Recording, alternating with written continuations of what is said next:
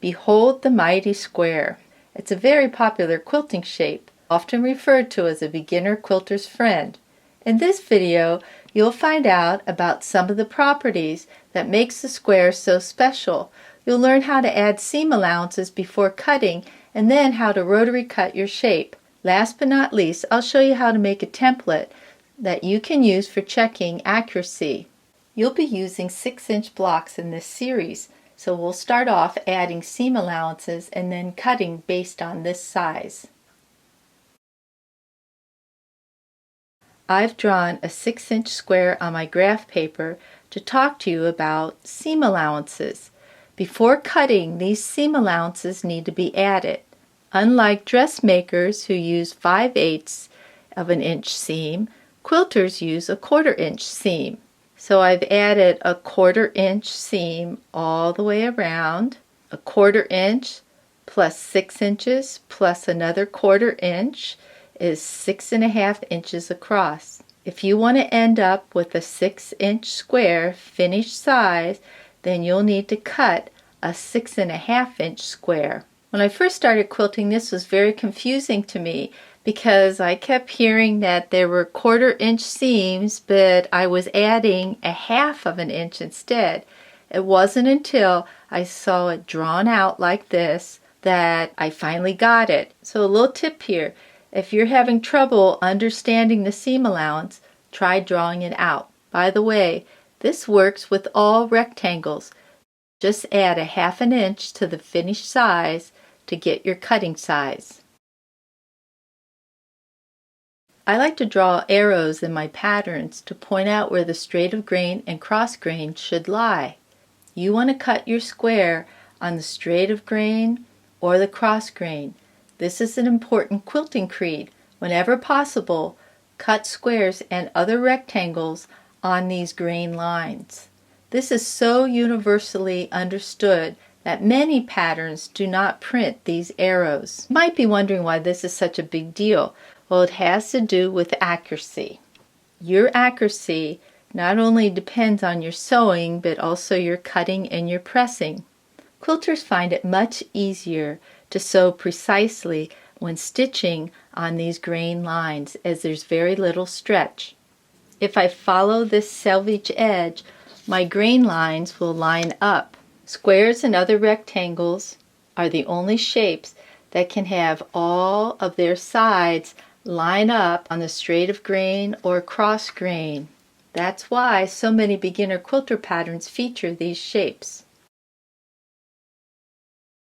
Make sure your fabric's been pressed before cutting. Whenever possible, I like to line the selvage edge up with one of the lines on my mat because I know that this is where the straight of grain lies.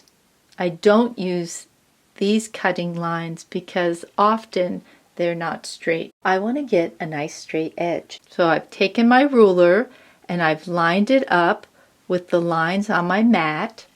Make sure that the lines going across and the lines coming down line up. Put my hand on the ruler firmly. I open up my blade, place it up against the ruler before the fabric, and I cut away from my body. I've moved over 1, 2, 3, 4, 5, 6.5 inches. The lines on my ruler are lined up with the lines on my mat, and I'm ready to cut. Open up the blade, start a little before the fabric, and cut away from your body. After cutting, make sure the blade is shut. I've turned my fabric so that the straight edge lines up with the line on my mat. To get a straight edge on this side, I've lined up my ruler with the lines on my mat, sort of double check everything, and now I'm ready to cut. Open my blade and cut away from my body. I've moved my ruler 1, 2, 3, 4, 5, 6.5 inches over, and I'm ready to cut. Here's my 6.5 inch square. If I'm cutting a new shape for the first time, I often double check using my pattern. I can see that this fits perfect. One of the nice things about rotary cutting is you can easily cut multiple layers at once. All you need to do is fold your fabric, make sure all the grain lines are in line, and then cut. If you don't have access to these cutting tools, don't worry. You can make a template and then cut out your square.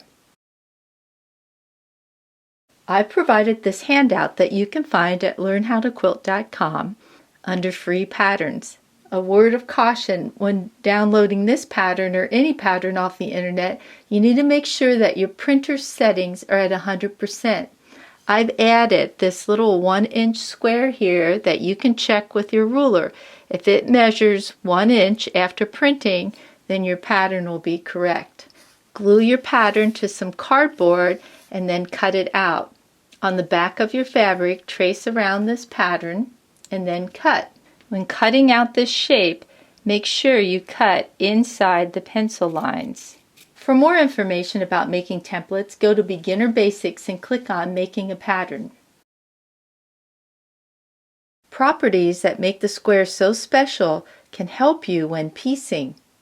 Use these 4 equal sides as guides for double checking other patchwork. When I put right sides together, I can see where I'm off. I measured my 1/4 inch seam from the side of the square's edge, and my problem with the piecing disappeared. Most quilt blocks have 90-degree angles in their corners.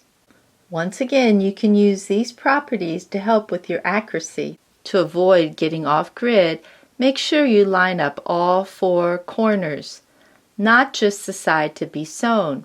Sometimes when I get in a hurry, I only pay attention to lining up this side and ignore those other corners. And when I open up my patchwork, it tends to look like this.